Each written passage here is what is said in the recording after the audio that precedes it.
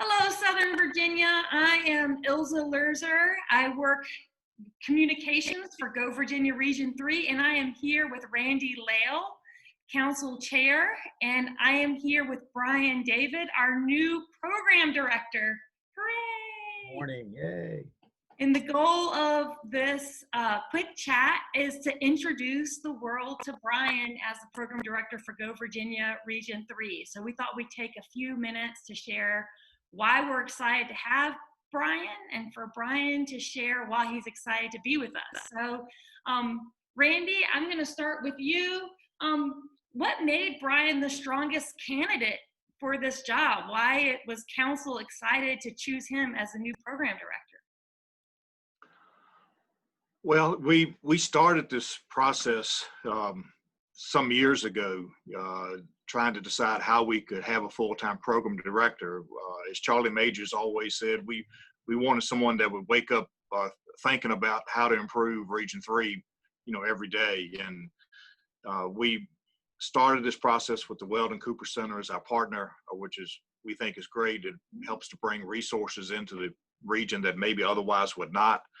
So we probably had upwards of 20 applicants for the position, and with their help, we narrowed it down to 6 and then 4 and then obviously down to 1. I think the thing that makes Bryan the best candidate for this is obviously local government experience, county administrator in Brunswick, which is in Region 3, and also a couple others, not including as well his last gig in Orange. But then also from an economic development standpoint, he was executive director for Region 2000 in Lynchburg, knows a lot of people in the region from an economic development standpoint and a local government standpoint. I thought it was interesting when we were interviewing Bryan, he already said he knew over half of the program directors in the other 8 regions in the state. So that familiarity was a positive. Familiar with DHCD, familiar with grants, familiar with working with local governments, how to bring people together. And we needed a communicator. So I think all of those things led us to Bryan. I think it's just a great fit for us, and we'll do well. It's definitely exciting to have a full-time dedicated staff member for Go Virginia Region 3. And we know it's a handful, right? Region 3 spans from Martinsville all the way over to South Hill, and from Farmville all the way south to the North Carolina border. So of the 9 regions, it is the largest geographically, right? With the smallest population, so the most rural. So Go Virginia Region 3 is definitely unique. So Bryan, can you share with us why you're excited to be with Go Virginia Region 3 and in Southern Virginia? Well, I'm blushing right now because of what Randy shared. I was going, is that me? But I'm excited to be here. Randy and I have had a working relationship through our work on Mid-Atlantic Broadband Communities Corporation, and I'm excited to be here because I truly believe this is what I've done professionally has prepared me for this day, frankly. And I look forward to economic development and regional collaboration. As Randy said, I finished up about a 30-year run, most of that time as a county administrator for local governments. My first job was in Brunswick County. And so that has exposed me to quite a bit of how the public and the private sector interact, whether it's from economic development or making sure the fire trucks get there on time and the water that they need for their business is clean. The other part was for 5 years, I was with the Region 2000 Economic Development Council, which a little smaller geographic footprint, but a lot of the same purposes as Go Virginia. In fact, W. Wynn, who started up Go Virginia, actually came and visited with us in Region 2000 10 years ago when he had this idea. So back to your question, why I'm excited to be here is that what I've done thus far with my professional life has prepared me, I think, well to do it. Now, Liz Povar, who's currently kind of the person that's leading and help the stand up of it, has set the bar unbelievably high. In fact, I'm very intimidated by the foundation, and I want to measure up to half of her abilities, and I think we'll do a great job. But just to kind of recap it, I think everything that I've done, the fact that this is a relationship type of position, building relationships, meeting new people, renewing acquaintances and friendships. And so the work of economic development, and I would also add regional collaboration, is something that I find, frankly, exhilarating. It's getting people together to find out what their common problems are, and then how do we go about creating opportunities out of those challenges. Well, I know we're excited to have you. I know Liz is also excited to have you from the Riverlink Group. She spoke very highly of you, and she has done an amazing job. But I'm going to flip the script a little bit. We had a set of questions. I'm going off script. Since you were just talking, Bryan, and you're just talking about how your career is culminating in this, right? It's an amazing opportunity that's pulled together all your learnings up to this point. What is your vision for the next couple of years for Go Virginia Region 3? What do you hope to achieve here in the region?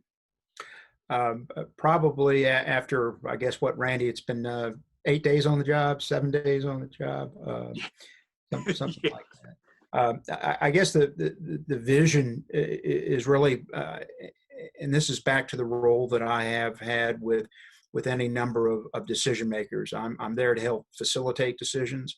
There to offer my opinion, most often when it's solicited, and things. And the vision for the future really is the council's vision, and it's the communities and the stakeholders, the businesses and the residents and the nonprofits of Region 3's vision. I think at the end of the day, that vision will have as its foundation is the dignity of good jobs, thriving businesses, exceptional education opportunities, and healthcare that meets everybody's needs. And I think Region 3, the Go Virginia program, has a way of bringing resources in to help with those areas, as well as it brings people together to jointly try to make it a better place. And the fact that I get a role in helping that along is something that excites me. Excellent. Thank you, Bryan. I appreciate it. Now, Randy, it's your turn. What's your vision now that we have Bryan as program director? What is your vision for the next couple of years for Go Virginia Region 3? Well, I think a lot of it is continuing the foundation that we've laid. You mentioned the size of Region 3. I think to put it in perspective, it's the size of Rhode Island and Connecticut put together. One of the things we figured out early on is that the communications channels don't run east and west. They run north-south. You know, if you're in Amelia and Nottoway, you're more likely to identify with Richmond. If you're in Mecklenburg or Halifax or Brunswick, more likely to identify with Raleigh. And certainly if you're in the western part of the region, it may be Lynchburg or Greensboro or Roanoke. So to continue those communications channels or try to bridge that gap from one end of the region to the other, I think one of the best stories I have, anecdotal stories, is at our first council meeting, we had a gentleman from Henry County that ran a propane distributorship. And so we ran around the table at the end of the day and said, what are your problems? You know, what bothers you? What keeps you up at night? And he said, I can't find truck drivers. You know, I can't find anybody qualified to put behind the truck, the wheel of a propane truck. He was sitting beside, he was sitting beside Al Roberts with Southside Virginia Community College, who runs a truck driving school. But yet neither one of them knew the other existed. So I think for me, you know, to the extent we can continue to bridge this communication and push that envelope so that we don't have a situation where resources are not known or available to those businesses and those folks in the region that need them. So I think that communication and how we do that is great. We do things like all hands meetings, which Elsa, you've been a part of a little bit, and just seeing people get together, 100 people from around the region get together and talk about what's on their minds is well worth the price of admission. So I think for us, it's putting money to work where it needs to be put to work, to those things that are impactful, but also continuing to develop this communications channel that an entrepreneur in Brunswick can go to a website or go somewhere and figure out what are the resources that are available to me, whether they're in Southfield, Farmville, South Boston, Danville, Martinsville, wherever in the region. So I think just continue that process, but looking for places to put money to work that are impactful, obviously along with the communication that's why we're here. So hope to continue that. I think Bryan will foster that as he moves around the region and continues to talk with folks.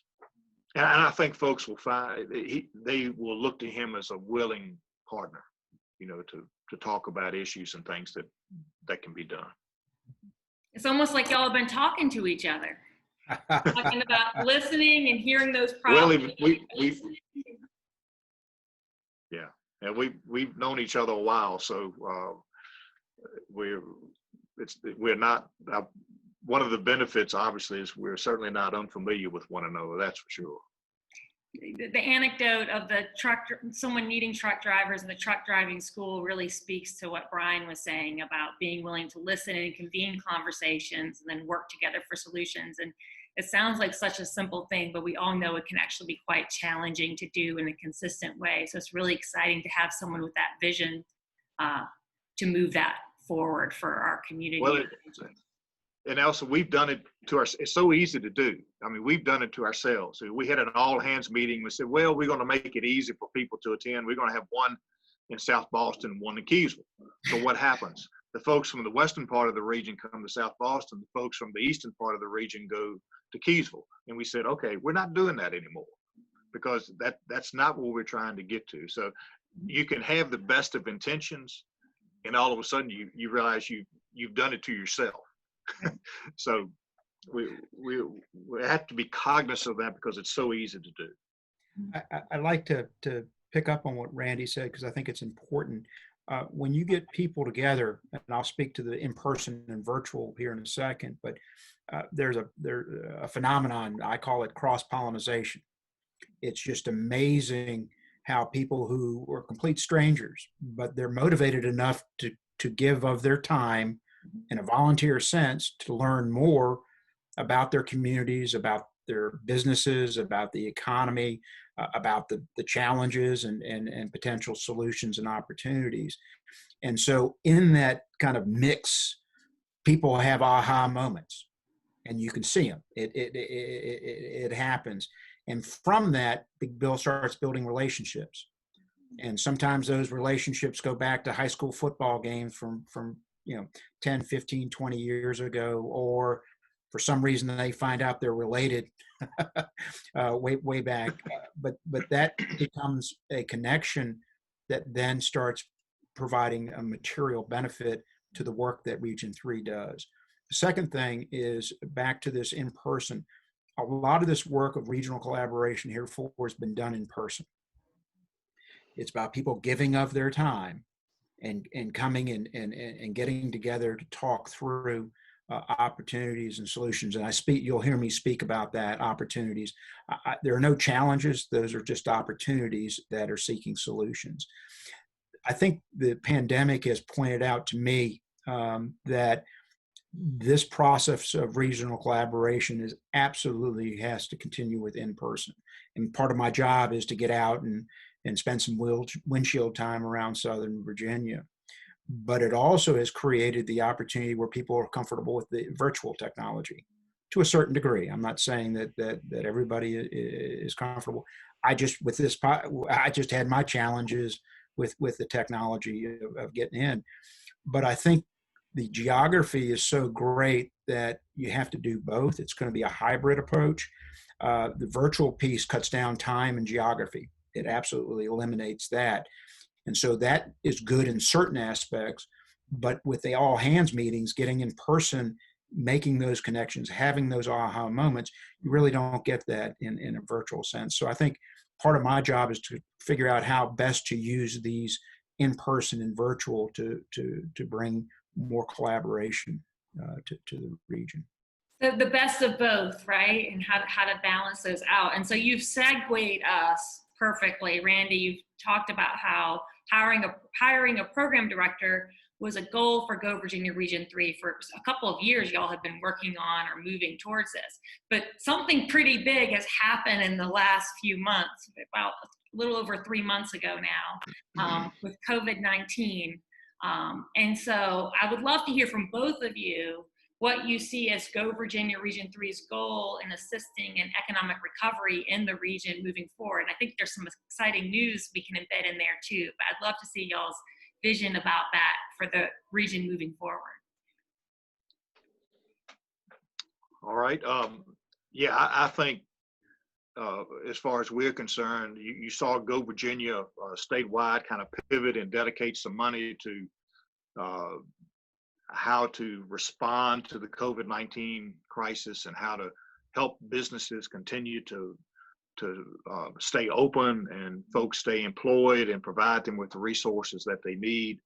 And then just yesterday, Region 3 had a project that was approved with the Virginia Growth Alliance and the Southern Virginia Regional Association that provides resources to businesses. It builds on a platform that they already have. Two great things about that. It takes something that's already there and builds on it, obviously, but it also brings those two groups together. They are the two economic development regional organizations in Southern Virginia. So to have those two working together on a project is exactly where Go Virginia, needs to be and should be. And I think having those two do that and bring that project to us will be important. And these are resources. It's not just about PPE. It's about HR and accounting and finance and legal and all of the things that you run into when you have a business that needs resources. One of the things that I heard as we talk about these payroll protection loans and grants that people have gotten is the folks that were best positioned were those folks that had relationships with banks and lawyers and accountants. And to the extent you don't have that, then your business is at a disadvantage. So that's just one example of how I see Go Virginia responding to what's going on. I think we'll see some new businesses come out of this, and of course we're in the middle of doing an entrepreneurship study with Mid-Atlantic Broadband and the Longwood Small Business Development Group, and we will get that report in the next month or so, and of ways that we can continue to help that group. So I think it's more of the same, and looking for ways to move businesses along and resources that those businesses need to be successful in Region 3. Mm-hmm. I'd like to build on what Randy said. I think Southern Virginia is the embodiment of resilience. Mm-hmm. And if you want to characterize kind of in a historical nature, it's an agricultural based economy, the textiles, certainly tobacco, wood products and things, and then getting into manufacturing. As those businesses or as that economy has transitioned, Southern Virginia, and I know this from being exposed to the leadership, is about resilience. It's about figuring out how to do it under a new set of conditions. I think the pandemic has done the same thing, probably in a much more accelerated rate than with the other past transitions of the economy.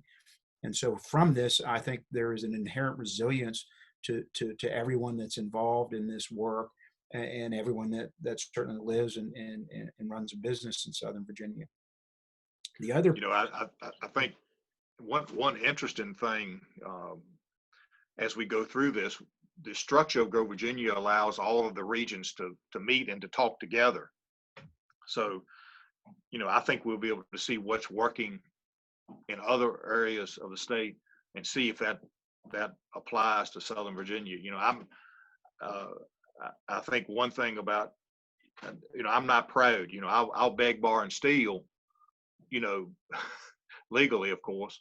Um, if there's something that's somewhere else that we can bring here and duplicate and apply here, I think that's one of the beauties of Go Virginia, because you've got all these business people sitting around the table all around the state, thinking up stuff that they can do. And as you hear what works in one region, certainly we would look to apply that to Southern Virginia as best we can. Just underscore, I agree with Randy. If it's not copyrighted, registered, or trademarked, it's fair game. And my years in local government, there was like one original idea and everybody else copied that and used it somehow. But one thing that Randy hit on was the study about entrepreneurship coming forward. And the work of Go Virginia is maybe, if you want to look at it in two different planes, the top plane being providing a ready, trained, skilled workforce for the incumbent businesses that are already here, or recruiting new businesses who are going to be skilled workers showing up. Very important work. The second plane to that is entrepreneurship, getting people in a position where they create their own job. And that is because once they create their own job, and you're an example of this, you then end up hiring other people. And then that creates wages, which then turn into the ripple effect, the multiplier effect through the regional economy. So I think this work is going to be on two planes. It's for those that are doing the work that is bringing dollars from outside the Southern Virginia in to help with the economy, as well as helping individuals see an opportunity and try to make a go of it to create their own job.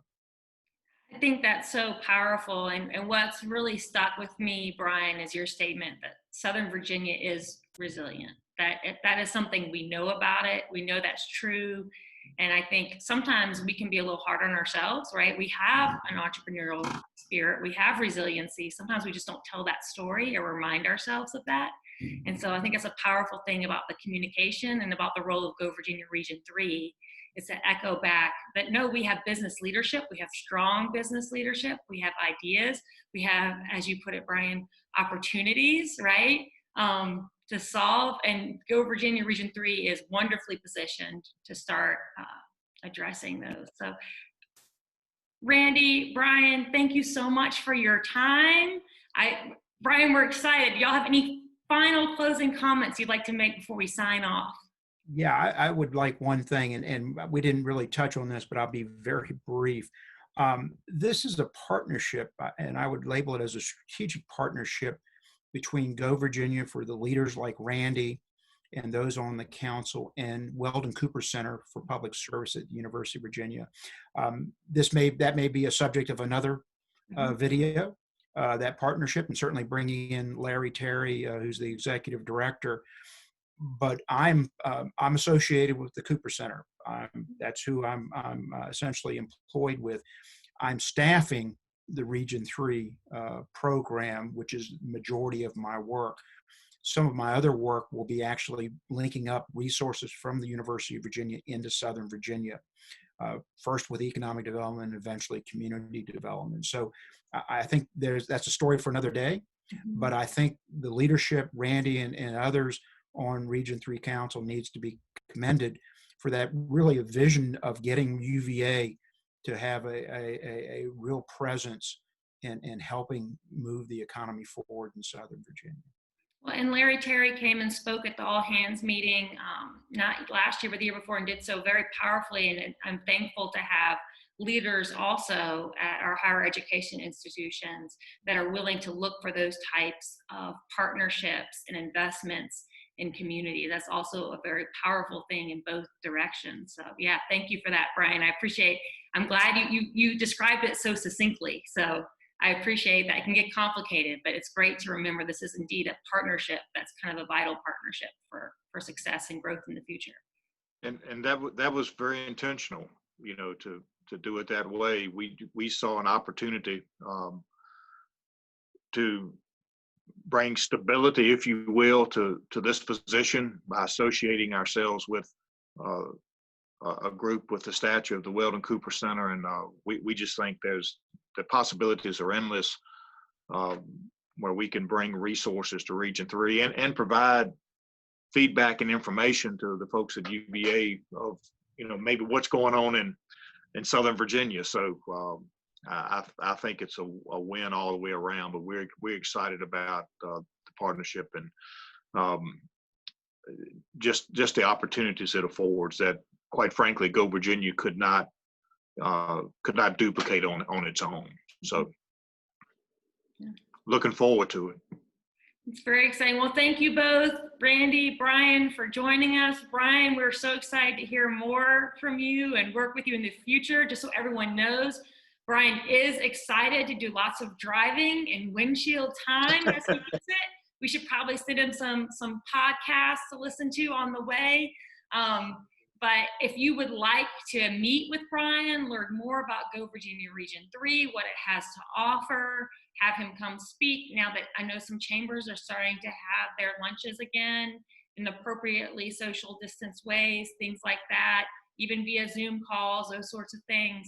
Bryan is available and willing and eager to start facilitating those conversations and that collaboration throughout the region. So feel free to reach out. You can visit the Go Virginia Region 3 website to learn more. And thank you again. I hope you both have a great day. Okay, you too. Thanks, Ilsa. Y'all take it. See you, Bryan. Bye.